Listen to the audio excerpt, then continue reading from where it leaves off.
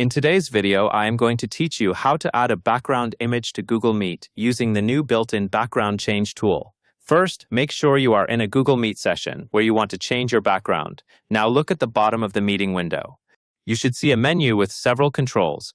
Click the More Options menu, the one with the 3 vertical dots, and give it a moment to open the panel. Choose the option called Apply Visual Effects, Backgrounds and Effects. Select that option so you can access the background changer.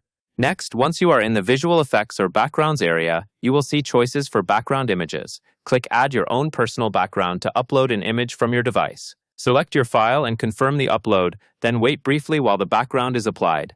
You may notice a short moment where the interface updates, which is normal.